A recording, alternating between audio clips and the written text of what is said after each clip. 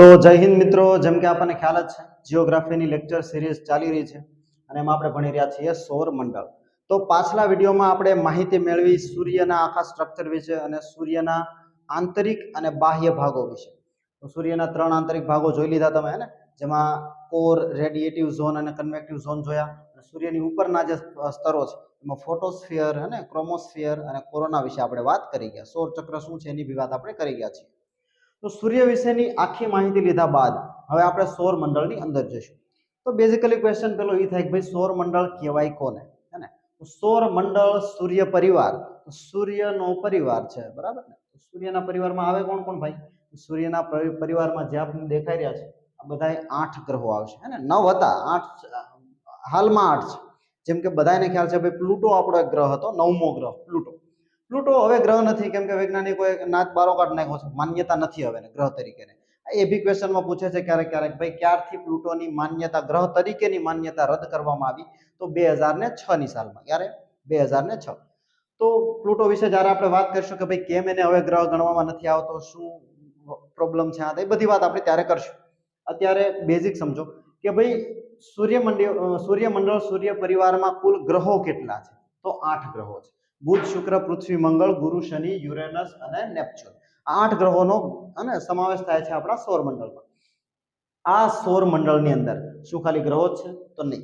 ગ્રહો ઉપરાંત એના ઉપગ્રહો, જેમ કે પૃથ્વીનો ઉપગ્રહ છે ચંદ્ર, તો આવા બધા એના ઉપગ્રહો, ઉપગ્રહોથી પણ નાના, જેને આપણે લઘુ ગ્રહો કહીએ. તો સૌરમંડળની અંદર સૂર્ય પોતે, ગ્રહો, ઉપગ્રહો, લઘુ ગ્રહો, ધૂમકેતુઓ, નાના નાના પથ્થરો, બધું, અને વાયુ વસ્તુઓ, તો ટૂંકમાં દરેક અવકાશી પદાર્થ જે સૂર્યની આસપાસ ફરી રહ્યો છે બધાનો સમાવેશ સૌરમંડળમાં થશે. તો સૌરમંડળ ભણવાની શરૂઆત આપણે કરવાની છે ગ્રહોથી. તો ગ્રહોમાં દેખાઈ રહ્યો છે સૌથી પહેલો ગ્રહ છે બુધ, હે ને? આપણી પાસે એક નાનો ફિગર છે, તો નાના ફિગરથી સમજીએ તો વધારે ખ્યાલ આવે. બટ એ સમજ્યા પહેલા જોઈ લો જરાક, અને સિક્વન્સમાં ક્યારેક પૂછે છે તો યાદ રાખવાના છે. આમાં બુધ, શુક્ર, પૃથ્વી અને મંગળ, આ 4 ગ્રહોને આંતરિક ગ્રહો કહીશું. કયા ગ્રહો કહીશું ભાઈ? આંતરિક ગ્રહો, હે ને? આ 4 ગ્રહો જે છે આને તમે આંતરિક ગ્રહો કયો, અને પાર્થિવ ગ્રહો કયો, અને તો પાર્થિવ ગ્રહો, આંતરિક ગ્રહો તરીકે આ 4 ગ્રહો ગણાય છે. બુધ, શુક્ર, પૃથ્વી, મંગળ. બુધ, શુક્ર, પૃથ્વી, મંગળ, આ 4 ગ્રહો છે. જ્યાંથી લઘુ ગ્રહોનો આખો પટ્ટો છે, હે ને? નાના નાના જે અવકાશી ગ્રહો છે, લઘુ ગ્રહો બહુ નાના હોય, ઉપગ્રહ કરતા પણ નાના, તેનો આખો પટ્ટો છે મંગળ અને ગુરુની વચ્ચે આવેલો છે, ને? આપણે જ્યારે હમણાં ગુરુ અને મંગળની વાત કરીએ ત્યારે એને ડીપમાં સમજીએ છીએ. બટ આ પટ્ટાની બારે જે છે ને બીજા 4 ગ્રહો દેખાય છે, આ સાઈઝમાં મોટા છે. આ 4 ગ્રહોને આપણે કહીશું બાહ્ય ગ્રહો. ક્યાં છે? બાહ્ય ગ્રહો. બાહ્ય ગ્રહો કહી શકો, અથવા જોવિયન ગ્રહો કહેવાય. કેવા? જોવિયન ગ્રહો. તો બાહ્ય ગ્રહો કયો, જોવિયન ગ્રહો કયો, એમાં આવશે 4 ગ્રહ. એમાં ગુરુથી શરૂઆત થશે. ગુરુ, શનિ, યુરેનસ અને નેપચ્યુન. આ 4 ગ્રહો જે સાઈઝમાં મોટા છે, ના સાઈઝમાં એના કરતા નાના છે. તો આંતરિક ગ્રહો છે, બાહ્ય ગ્રહો છે. કેમ ભાઈ આંતરિક ગ્રહોને આંતરિક ગ્રહો જ કહેવાય છે? પાર્થિવ ગ્રહો નામ કેમ અપાયું છે? અને આને જોવિયન ગ્રહો કેમ નામ અપાયું છે? બરાબર ને? આ વિશે સમજશું. પણ જ્યારે આપણે બધા ગ્રહો ભણી લઈએ એટલે તમને ઓટોમેટિક ખ્યાલ આવી જશે, હે ને? તો શરૂઆત કરવાની છે આપણે આંતરિક ગ્રહોથી, 4 ગ્રહો. એની પાસે આપણે એક નાનો ફિગર છે, નાનો ફિગર લઈ લેતા, એના કારણે સમજવું થોડું ઈઝી પડશે.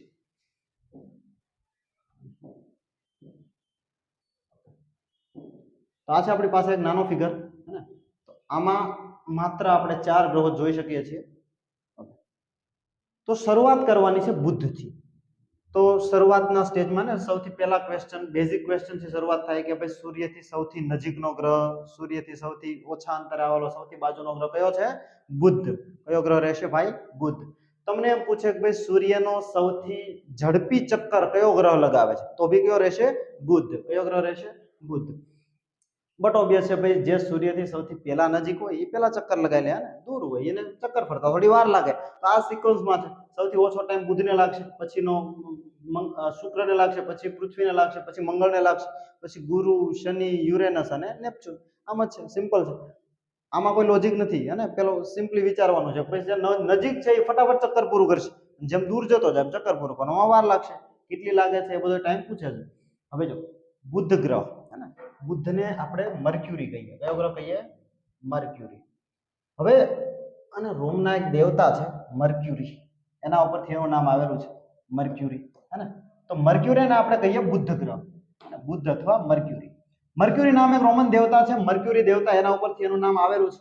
અને મર્ક્યુરી દેવતા પોતે સંદેશવાહક તરીકે કામ કરતા હતા. શેના વાહક તરીકે? સંદેશવાહક, કે ભાઈ આઈનો મેસેજ આઈ લઈ જાય અને આઈનો સંદેશો આઈ લઈ જાય, એના ઉપરથી નામ આવેલું છે બુદ્ધ.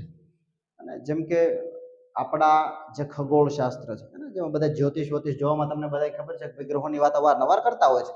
તો સંદેશવાહક તરીકે મર્ક્યુરી એમાં પૂજવામાં આવે છે. હવે ભાઈ જો તમારે કોઈ સાથે વાત ન થઈ રહી હોય ને અને મેસેજ મોકલવામાં દેવામાં કોઈ તકલીફ હોય, જેમ કે રિપ્લાય નો આવતો હોય હે ને, અને વાતચીતમાં સમસ્યા હોય, તો તમારે કયા દેવતાને યાદ કરવા પડશે? મર્ક્યુરી, હે ને, બુદ્ધને યાદ કરવાનો. તો બુધ ગ્રહ ઉપર છે, હે ને. તો આ રીતે મર્ક્યુરી સૌથી નજીકનો ગ્રહ છે. અને તમને પૂછે કે ભાઈ સૂર્યનું એક ચક્કર પૂરું કરતા બુદ્ધને કેટલો સમય લાગે છે? એનો પરિક્રમણ સમય છે 88 દિવસ. કેટલા દિવસ? 88 દિવસ. તો પરિક્રમણ અને ધરીભ્રમણ લાગે છે સિમ્પલ, ઘણા બધા એને ખ્યાલ હશે તમારામાં, પણ જેને હજી સુધી આ બે શબ્દો મૂંઝવે છે, જેના શબ્દોમાં ખ્યાલ નથી, એ એકવાર સમજી લો. જો પરિક્રમણમાં આવશે પરિક્રમા, પરિક્રમા. જેમ કે તમે સાંભળ્યું છે ને, આપણે જુનાગઢની પરિક્રમા કરવા જતા હોઈએ, હે ને. જુનાગઢની આપણે શું કરીએ છીએ? પરિક્રમા. ત્યાં શું કરીએ આપણે? જુનાગઢની ફરતે ફરતે એક ચક્કર પૂરું કરતા હોઈએ છીએ. તો પરિક્રમા મીન્સ વોટ? પરિક્રમા એટલે કોઈક ઓબ્જેક્ટ છે એની ફરતે ફરતે ફરવું, કોઈ વસ્તુ ગમે એની ફરતે ફરવું ને એને પરિક્રમા કહેવાય. શું કહેવાય ભાઈ? પરિક્રમા. અને હું ઊભો છું તો મારી પોતાની જ ધરી ઉપર હું જ્યાં છું ત્યાં મારું ચક્કર પૂરું કરું છું, તો આને આપણે ધરી ભ્રમણ કહીએ. શું કહીએ? ધરી. કેમ કે હું મારી પોતાની ધરી ઉપર ફરી રહ્યો છું, હે ને. તો ધરી ભ્રમણ એટલે પોતાની ધરી ઉપર ફરવું, અને પરિક્રમણ એટલે કોઈ ઓબ્જેક્ટ છે એની ફરતે ફરતે ફરવું, હે ને. ઘણા લોકોને જામાં બી કન્ફ્યુઝન હોય છે, કન્ફ્યુઝન નથી રાખવાનું, એકદમ ઈઝી છે. તો ધરી ભ્રમણ અને પરિભ્રમણનો સમય અવારનવાર બધાયનો પૂછે છે, તો એ આપણે યાદ જ રાખશું. તો બુદ્ધનો પરિક્રમણ સમય એટલે કે બુદ્ધ સૂર્યની ફરતે એક ચક્કર પૂરું કરવામાં કેટલો સમય લે છે? તો 88 દિવસ લે છે. કેટલા દિવસ? 88 દિવસ. અને પોતાના જ ધરી ઉપર એક ચક્કર પૂરું કરતા કેટલો સમય લે છે? 59 દિવસ. કેટલા દિવસ? 59. પૃથ્વીની સાપેક્ષે બધા દિવસો નક્કી કરેલા છે. જેમ કે આપણે પાસે 24 કલાકનો એક દિવસ છે, એની સાપેક્ષે બધા દિવસો નક્કી થયા છે આ રીતે. બીજી જે બુદ્ધ વિશે ઇન્ટરેસ્ટિંગ ફેક્ટ છે, એમાં એવું છે કે બુદ્ધ ઉપર છે ને વાતાવરણની કમી છે. વાતાવરણ નથી. બુદ્ધ ઉપર શું નથી ભાઈ?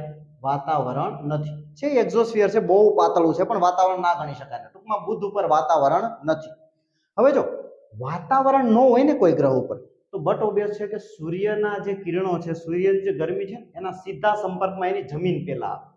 જો જમીન એના સંપર્કમાં સૌથી પહેલા આવશે ને, તો બટ ઓબ્વિયસ છે સીધી જમીન જ ગરમ થશે. આપણે તો કેવું છે કે ભાઈ વાતાવરણ છે આવડું મોટું, તો વાતાવરણ ગરમ થાય અને પૃથ્વી ગરમ થાય, અને પૃથ્વી બાદ અને વાતાવરણમાં આપણે નાઇટ્રોજન સૌથી વધુ છે, તો બહુ મોટા ભાગની ગરમી પાછી મોકલી દેશે અવકાશમાં. બટ બુદ્ધ પાસે તો વાતાવરણ નથી. તો જ્યારે સૂર્યની સામે હોય ને, બહુ વધુ તાપમાન હોય છે. જેમ કે દિવસ દરમિયાન તમને પૂછે કોઈ, તો બુદ્ધનું તાપમાન છે ને 480 ડિગ્રી આસપાસ વયું જાય છે. 480 ડિગ્રી છે ને, 50-55 તો આપણે અહીંયા બેભાન થવા માંડે છે. તો બહુ જાજુ તાપમાન થઈ ગયું છે. 480 ના ઓછું તાપમાન નથી, 480 ડિગ્રી એટલે બહુ મહત્તમ તાપમાન થઈ ગયું. 480 ડિગ્રી સુધીનું તાપમાન જોવા મળે છે દિવસ દરમિયાન. બહુ જાજુ તાપમાન હોય છે. અને બટ ઓબ્વિયસ છે તમને ક્રિચોફના નિયમ વિશે થોડો ઘણો બી ખ્યાલ હોય, તો એક ઉષ્માનો સારો ઉત્સર્જક, એક ઉષ્માનો સારો અવશોષક પણ હોય છે. જેટલો જલ્દી ગરમ થાય એટલે જલ્દી ગરમી છોડી પણ દે. રાતે જેવી રાત્રિ થાય, સૂર્યના સંપર્કથી દૂર થાય, તો દિવસે આનું તાપમાન છે ને બહુ જાજુ ઓછું થઈ જાય. દિવસ દરમિયાન છે ને બુદ્ધનું તાપમાન -180 સુધી વયું જાય છે. હવે વિચાર કરો, દિવસ દરમિયાન 480 હોય, રાત્રિ દરમિયાન 180 હોય, કોઈ પણ જીવ છે ને આટલો મોટો તાપમાનનો તફાવત છે ને, તાપમાનનો તફાવત છે ને એ નો પ્રોસેસ ના કરી શકે. આપણે ના જીરવી જ ના શકીએ એટલો બધો તાપમાનનો તફાવત. તો તમને કોઈ પૂછે કે બુદ્ધ ગ્રહમાં સૌથી વધુ તાપમાનનો તફાવત, હે ને, તાપમાનનો તફાવત કેટલો છે? તો બટ ઓબ્વિયસ છે કે આવડો મોટો ડિફરન્સ છે ને, લગભગ 600 ડિગ્રી જેટલો તાપમાનનો તફાવત થઈ ગયો. આ -180 છે, આ 480 ડિગ્રી છે. માઇનસ થી 480 સુધી લગભગ 600 ડિગ્રીનો તફાવત આવ્યો, હે ને. કોઈ પણ જીવ છે આટલો તાપમાન સહન ના કરી શકે તફાવત. તો બુદ્ધ રહેવા માટે યોગ્ય ગ્રહ નથી. તમે સમજી જ ગયા છો. આમ બી કોઈ વાત નહીં, કોઈને વાત કરતા સાંભળતા નથી ને આપણે કે ભાઈ બુદ્ધ ગ્રહ ઉપર રહેવા જવું છે. તો બુદ્ધ રહેવા માટે યોગ્ય નથી, હે ને. તો ત્યાંનું તાપમાનનો તફાવત જ એવડો છે. એના કારણે આપણે બુદ્ધ ઉપર રહી શકીએ નહીં, હે ને. તો આ તો થઈ બુદ્ધની વાત, હે ને. બુદ્ધ ઉપર બસ આટલા ઇન્ટરેસ્ટિંગ ફેક્ટ તમારે યાદ રાખવાના છે. એક એક્સ્ટ્રા સવાલ આવી શકે બુદ્ધ ઉપરથી કે ભાઈ જો બુદ્ધ છે એ બુધ પાસે કોઈ ઉપગ્રહ છે કરો? તો ના, બુધ પાસે ઉપગ્રહ છે 0 અને કોઈ બી ઉપગ્રહ બુધ ઉપર છે નહીં. જેમ કે આપણો ઉપગ્રહ કયો છે? ચંદ્રમા છે ને આપણી પાસે, ચાંદો. તો બુધ ઉપર કોઈ પણ ઉપગ્રહ નથી, બુધ ઉપર 0 ઉપગ્રહ છે. તો બસ આટલા જ ઇન્ટરેસ્ટિંગ ફેક્ટ છે બુધ વિશે. બુધ બાદ બુધના બસ આટલા જ ફેક્ટ યાદ રાખજો. સૂર્યથી સૌથી નજીકનો ગ્રહ, સૂર્યનો સૌથી ફટાફટ ચક્કર લગાવતો ગ્રહ, સૌરમંડળનો સૌથી નાનો ગ્રહ તો બુધ જ રહે છે, હે ને. આના સિવાય બુધનો પરિક્રમણ સમય તો 88 દિવસ, ધરી ભ્રમણ એટલે પોતાની ધરી ઉપર ફરવાનો સમય તો 59 દિવસ અને તાપમાનનો તફાવત લગભગ 600 ડિગ્રી જેટલો. ઓકે, તો બુધ ડન છે. બુધ પછી આપણે જે ગ્રહ વિશે વાત કરવાની છે એ છે શુક્ર ગ્રહ. કયો ગ્રહ? શુક્ર. હવે શુક્રનું નામ છે ને, આમ તો વિનસ કહેવાય છે. શુક્રને શું કહીએ આપણે? વિનસ. વિનસ છે શુક્ર. શુક્ર ગ્રહ ને આને સુંદરતાની દેવી મનાય છે ને, રોમની દેવી છે, સુંદરતાની દેવી. શું છે? સુંદરતાની દેવી. તો જે લોકોને સુંદરતા નથી મળી, હે ને, આપણે મારી જેવા હોય કાળિયા, તો એમને કયા ગ્રહની છે ને આરાધના ઉપાસના કરવી જોઈએ જે સુંદરતા આપે છે? તો કયો છે? શુક્ર. તો બટ ઓબ્વિયસ છે ભાઈ, ખગોળ ઉપર આધારિત છે આ બધું. તો કે ભાઈ શુક્રનો મહેરબાન હોય એ લોકો સુંદરતા અને હોય એના પાસે, આપણી પાસે તો હોય નહીં કઈ, બટ જે કઈ હોય શુક્ર ગ્રહ. તો શુક્ર ગ્રહની જો વાત કરીએ આપણે તો સૌથી સુંદર ગ્રહ એટલા માટે મનાય છે કે એની જે સપાટી જે છે એકદમ ખાડા ખબચડા વાળી નથી. કેમ કે એના હમણાં સમજી જશો, કેમ કે એમાં તાપમાન જ એટલું છે, હમણાં કહીએ એટલે ખ્યાલ આવી જશે. પણ સૌથી સુંદર ગ્રહ કોને માનવામાં આવે છે? શુક્ર. હવે શુક્રનો ધરી ભ્રમણ કાળ અને પરિભ્રમણ કાળ કેવડો છે? પરિક્રમણ એટલે કે સૂર્યની ફરતે ચક્કર લગાવતા શુક્રને કેટલો સમય લાગે છે? શુક્રને સૂર્ય ફરતે ચક્કર લગાવવામાં સમય લાગશે 225 દિવસ. કેટલા દિવસ? 225, 225 દિવસ. અને પોતાની જ ધરી ઉપર ચક્કર લગાવતા 243 દિવસ. હવે વિચાર કરો, અને આમાં ઇતિહાસ ગવાહ છે કે જે લોકો સુંદર હોય અને મગજ થોડોક ઓછો કામ કરતો હોય, બધું તો ભગવાન નો આપે ને કરે, કાં તો સુંદરતા આપે કાં તો આ રીતે. તો 225 દિવસ લે છે એ સૂર્ય ફરતે પરિક્રમા કરવામાં. કેટલા દિવસ? 225. અને એટલો અકલમઠો પોતાની ધરી ઉપર ફરતા ફરતા 243 થઈ જાય છે. તો વરહ પૂરું થાય ને એનું, વરસ દિવસમાં એનું પોતાનું ચક્કર પૂરું ન થયું હોય. 225 માં સૂર્ય ફરતે ફરીને આવશે, ક્યાં સુધીમાં? બહુ ધીમો ધીમો ધીમો ધીમો ફરશે. પોતાનો ધરી ભ્રમણ કાળ કેવડો છે? 243 દિવસ. સુંદરતા છે કોઈ કામની? અહીંયા સુંદરતા કોઈ કામની નથી રહેતી. દિવસ કરતા તો વર્ષ નાનું છે એનું. આ રીતે યાદ રાખજો. સવાલ આવી રીતે પૂછે છે લગભગ કે કયો ગ્રહ એવો છે કે જેનો ધરી ભ્રમણ કાળ અને પરિક્રમણ કાળ લગભગ સરખો છે? લગભગ સરખો, અને ડિફરન્સ છે, બટ ઓબ્વિયસ છે કે થોડોક તો ડિફરન્સ છે, 12 દિવસ જેટલો, બટ નોટ લગભગ સરખો. તો કયો ગ્રહ આવશે? શુક્ર ગ્રહ. કયો ગ્રહ? શુક્ર. કેમ? એનો ધરી ભ્રમણ કાળ અને પરિક્રમણ કાળ લગભગ કેવો છે?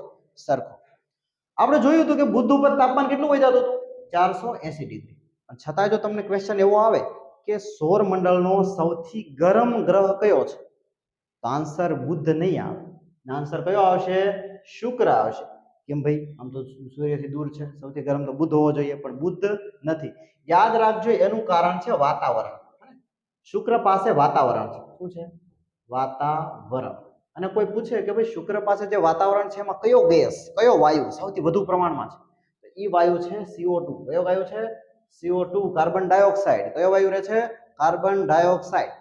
અને તમે પર્યાવરણ ભણતા હોય ને, જો ફોરેસ્ટની તૈયારી કરો છો તમને ખબર જ છે, જો પર્યાવરણ ભણતા હોય તો જે ગ્રીન હાઉસ વાયુ આવે છે, ગ્રીન હાઉસ વાયુ હે ને, એમાં સૌથી વધુ અસર જે ગરમીમાં યોગદાન આપે છે કયો વાયુ છે? Carbon dioxide. અને આનાથી વધુ છે, બટ એની વાત આપણે પછી કરશું. બટ કાર્બન ડાયોક્સાઇડ એવો વાયુ છે, જો તમને ના ખ્યાલ હોય તો થોડી ઘણી વિગત સમજી લો. કાર્બન ડાયોક્સાઇડ એવો વાયુ છે કે જે સૂર્ય તરફથી આવતા જે કિરણો છે એની જે ગરમી છે પોતાની અંદર સમાવી લે છે, અને પોતાની અંદર સમાવી લે છે. સમાવી તો લે છે, પછી જવા નહીં દે. અને તો શુક્ર દિવસ દરમિયાન જે ગરમી આવે છે લાવો લાવો લાવો ગરમી ભેગી કરી લે છે, પણ જવા નહીં દે. તો પોતે જ બહુ ગરમ થઈ જાય છે એ કાર્બન ડાયોક્સાઇડ વાયુના કારણે. અને તમે કાર્બન ડાયોક્સાઇડ ગરમી નથી જવા દેતો એના પોતે રિયલ લાઈફ શું કહેવાય એક્સપેરિમેન્ટ બી મહેસૂસ કર્યા છે. જ્યારે આપણે શ્વાસોશ્વાસ કરીએ છીએ ને, શ્વાસ લઈએ પછી શ્વાસ જ્યારે આપણે પાછો છોડીએ ત્યારે જે તમે નાકથી વાયુ છોડો છો ને, એમાં તમે જોશો કે જ્યારે નાકથી છોડીએ આપણે ઉચ્છ્વાસ, ત્યારે ગરમ લાગે. શું લાગે? થોડું ગરમ. ગરમ શેના કારણે લાગે છે? CO2 ના કારણે. કેમ કે એમાં CO2 ની અધિકતા હોય છે. અને કાર્બન ડાયોક્સાઇડ વાયુ ગરમીને અંદર પકડે, અવશોષિત વધુ કરે છે. તો તો ગરમીને અવશોષિત વધુ કરવાના કારણે અને શુક્રના વાતાવરણમાં સૌથી વધુ કયો ગેસ છે? Carbon dioxide. તો એના કારણે શુક્રનું તાપમાન છે ને 500 ડિગ્રી આસપાસ, બહુ વધારે છે, 500 થી પણ વધારે છે, બટ 500 પ્લસ સમજી લો. તો આટલું વધુ તાપમાન છે શુક્રનું, હે ને 500 પ્લસ જ છે. તો સૌથી ગરમ ગ્રહ કયો મનાય છે? શુક્ર. કયો? શુક્ર. જ્યારે સૌથી તમને ક્વેશ્ચન આવે કે ભાઈ સૌરમંડળનો સૌથી ગરમ ગ્રહ, તો આન્સરમાં હે ને આપણે બુધ નથી લેવાનું, કયો લેવાનું છે? શુક્ર લેવાનું છે, બરાબર છે ને. શુક્ર નું ધરીભ્રમણ કાળ પરિભ્રમણ કાળ યાદ રાખવાનો છે, કેમ કે બધા ફેક્ચ્યુઅલ ડેટા છે ને પૂછી લેશે ઘણી વાર. તો પરિભ્રમણ કાળ 225 અને ધરીભ્રમણ કાળ 243 છે ને. સુંદરતાની દેવી કોને મનાય છે? તો શુક્ર. સૌથી સુંદર ગ્રહ શુક્ર. અને દેખાવમાં અને કદમાં લગભગ પૃથ્વી જેવડો જ છે, હે ને. દેખાવ અને કદ લગભગ થોડો ઘણો ડિફરન્સ છે, એટલા માટે પૃથ્વીનો જોડિયો ભાઈ કે શું કે? પૃથ્વીનો જોડિયો ભાઈ. પૃથ્વીથી રિલેટેડ આવે ને કે પૃથ્વીનો ભાઈ, પૃથ્વીના મામી, પૃથ્વીના માસી, પૃથ્વીના દાદી કાકી, જે ટૂંકમાં પૃથ્વીથી રિલેશન આવે, કયો ગ્રહ લઈ લેવાનો છે? શુક્ર. કયો લઈ લેવાનો છે? શુક્ર. પૃથ્વીથી સૌથી નજીકનો ગ્રહ શુક્ર. મંગળ નહીં કરતા, શુક્ર છે પૃથ્વીથી. જેમ કે તમે ઘણા બધા સૌરમંડળના અલગ અલગ ફોટા જોશો, અલગ અલગ એમાં તમને દેખાઈ રહેશે, પણ આ ક્યારેય બી આવા ફોટા સ્કેલમાં નથી હોતા, હે ને. આમાં તો દેખાય છે થોડોક નજીક છે, બટ રિયલમાં બી શુક્ર નજીક છે. કયો? શુક્ર. તો આટલો લોજિક તો બધાને ખબર પડે ભાઈ પૃથ્વીની બે બાજુ કયા કયા ગ્રહ છે?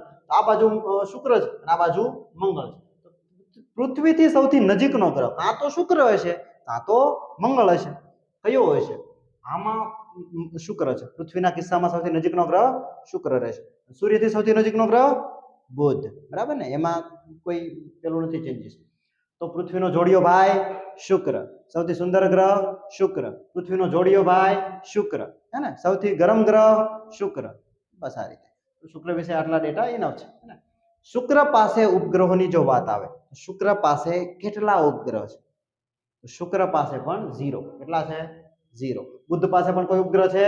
નથી. શુક્ર પાસે પણ કોઈ ઉપગ્રહ નથી. યાદ રાખવાનું છે, બુધ અને શુક્ર પાસે કોઈ પણ ઉપગ્રહ નથી.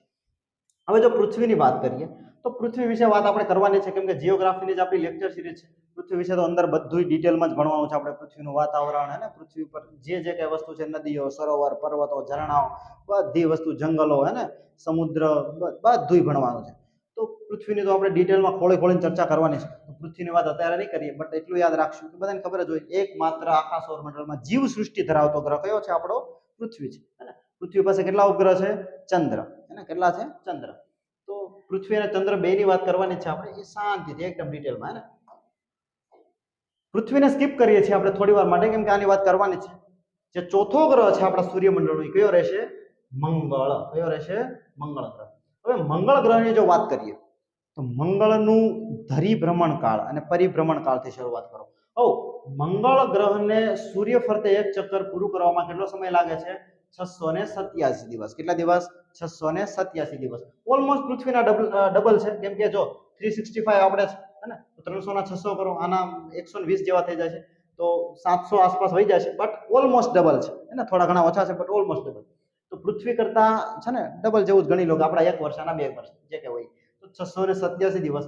અને ધરીભ્રમણ કાળ બેનો ઓલમોસ્ટ સરખો છે, કેમ કે ધરીભ્રમણ કાળ પૃથ્વીનો કેટલો છે? 24 કલાક. હવે બહુ પ્રિસાઇઝ નહીં થઈ જતા, આ બહુ પ્રિસાઇઝ થાય અમુક લોકો વાંચેલું વધારે હોય ને, તો 23 કલાક 56 મિનિટ 4 સેકન્ડ. સાહેબને કઈ ખબર નથી એટલે 24 કલાક બોલી જાય છે, બટ નહીં, પ્રિસાઇઝ નહીં થઈ જાય. ઓલમોસ્ટ અત્યારે યાદ રાખો, ઉપર છેલ્લું ભણીએ છીએ. 24 કલાક. કેટલો રહેશે? 24 કલાક. અને મંગળનો કેટલો છે? 24.6 કલાક. અને આમ 24 કલાક 39 મિનિટ જેવું ગણવામાં આવે છે, બટ 24.6 છે. અને આપણો છે ને 23.9 લખે. પાઠ્યપુસ્તકમાં તમે જોશો ને તો 23.9 લખ્યું છે. 23.9 કેમ લખ્યું છે? કેમ કે આખા 24 કલાક નથી થતા, હે ને. 23 કલાક 56 મિનિટ જેવું જ છે, 4 મિનિટ જેવું ઓછું છે ને, 23.9 લખે. બટ 24 કલાક જ ગણવાની છે આપણે, હે ને, પ્રિસાઇઝ ડેટા તરીકે. તો પૃથ્વી કરની બસ ઓલમોસ્ટ સેમ જ છે ધરીભ્રમણ કાળ, અને બેનો કેટલો છે? 24 કલાક જેટલો. પરિક્રમણ કાળ બેનો અલગ છે, અને એ જ આપણે યાદ રાખવાનો છે. પૃથ્વીનો કેટલો છે? 365.25 દિવસ. 25 તો ખબર જ છે ને, કેમ કે દર 4 વર્ષે આપણે લીપ વર્ષ લઈએ છીએ કે નહીં. 365 દિવસ અને 6 કલાક છે પૃથ્વી માટે, અને આનો છે 687 દિવસ. હવે વાત કરીએ જો ઉપગ્રહોની, તો મંગળ પાસે કેટલા ઉપગ્રહ છે? મંગળ પાસે કેટલા ઉપગ્રહ છે? યાદ રાખવાનું છે. આમાં છે ને મંગળ પાસે ઉપગ્રહો છે 2. કેટલા છે? 2 ઉપગ્રહો. કેટલા ઉપગ્રહો? 2. હવે 2 ઉપગ્રહોમાં બેના નામ બી ખબર છે. એકનું નામ છે ફોબોસ અને એકનું નામ છે ડીમોસ. શું છે? એકનું નામ ફોબોસ અને એકનું નામ છે ડીમોસ. હવે ફોબોસ અને ડીમોસ, એમાં ડીમોસ હે ને એટલો નાનો છે, એટલો નાનો છે, એટલો નાનો છે, એટલો નાનો છે કે સૌરમંડળમાં આનાથી નાનો એક ઉપગ્રહ જ નથી. તો સૌથી નાનો મંગળ ગ્રહનો સૌથી નાનો ઉપગ્રહ કહેતો હોય ડીમોસ. આખા સૌરમંડળનો સૌથી નાનો ઉપગ્રહ કહેતો પણ ડીમોસ. ડીમોસ સૌથી નાનો. નાનો એટલે કેટલો નાનો ખબર છે? એનો જે વ્યાસ, વ્યાસ તો ખબર છે ને, કોઈ બી ગોળ હોય એની આ કિનારેથી આ કિનારે સુધીનું અંતર ગણો તો આને કહીએ આપણે વ્યાસ. તો ડીમોસનો વ્યાસ ઓલમોસ્ટ 12.5 કિલોમીટર જેટલો. કેટલો? 12.5 કિલોમીટરમાં આપણે ગામ પૂરું થાય. ગામના બસ ઓલ રાઉન્ડ મારો એટલે આખો ડીમોસ ગ્રહ આવી ગયો. તો બહુ મોટો નથી, એટલા માટે આખા સૌરમંડળનો સૌથી નાનો છે, હે ને? કેટલો? 12.5 કિલોમીટરનો વ્યાસ વાળો સૌથી નાનો છે ડીમોસ. કયો છે? ડીમોસ. હવે ડીમોસ અને ફોબોસ આ બે એના ઉપગ્રહ થઈ ગયો. આ તો વાત થઈ ગઈ એના ઉપગ્રહોની. હવે એક બહુ ઇન્ટરેસ્ટિંગ ફેક્ટ છે, હે ને? આને સૌરમંડળ ભણવા ટાણે ઘણા લોકો છે ને સ્કીપ કરી દેતા હોય છે. અને હજી આનો એક ડેટા એ છે કે ભાઈ લાલ રંગ, હે ને, મંગળ ગ્રહનો લાલ રંગ આખો દેખાય ને, બાહ્યથી તમે જોશો ને તો મંગળ ગ્રહ આખો લાલ રંગનો દેખાય. તો પૂછે છે કે ભાઈ મંગળ ગ્રહનો લાલ રંગ શેને આભારી છે? મંગળ ગ્રહનો લાલ રંગ યાદ રાખશું આયન ઓક્સાઇડના કારણે. શેના? આયન ઓક્સાઇડના કારણે મંગળ ગ્રહનો રંગ કેવો છે? લાલ છે. આ થઈ ગયો એક ડેટા. બીજો યાદ રાખશું કે મંગળ ગ્રહ ઉપર છે ને એક પર્વત છે. મંગળ ગ્રહ ઉપર શું છે? એક પર્વત.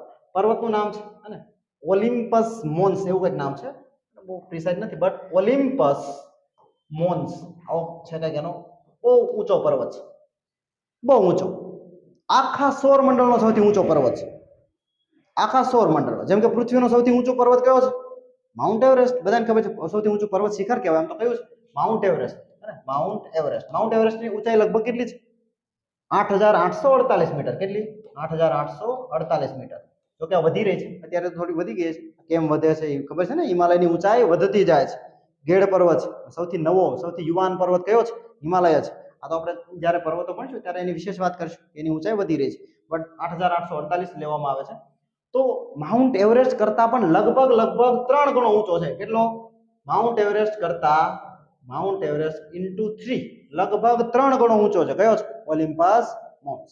તો કયા ગ્રહ ઉપર આવેલો છે? તો મંગળ ગ્રહ ઉપર. કયા ગ્રહ ઉપર? મંગળ ગ્રહ ઉપર. તો આ એક વાત થઈ.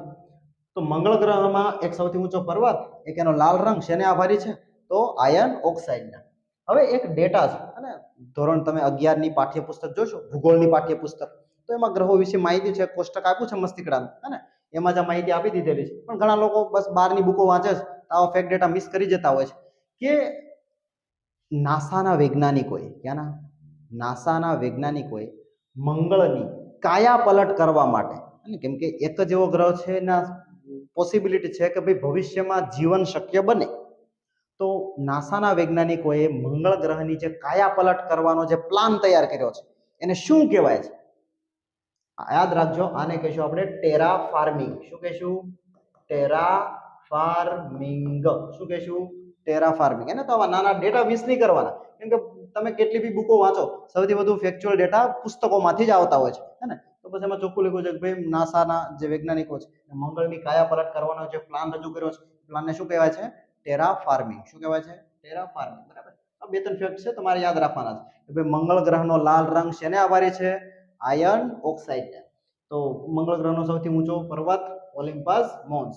મંગળની કાયા પલટ કરવાની યોજનાને ટેરા ફાર્મિંગ. બરાબર છે.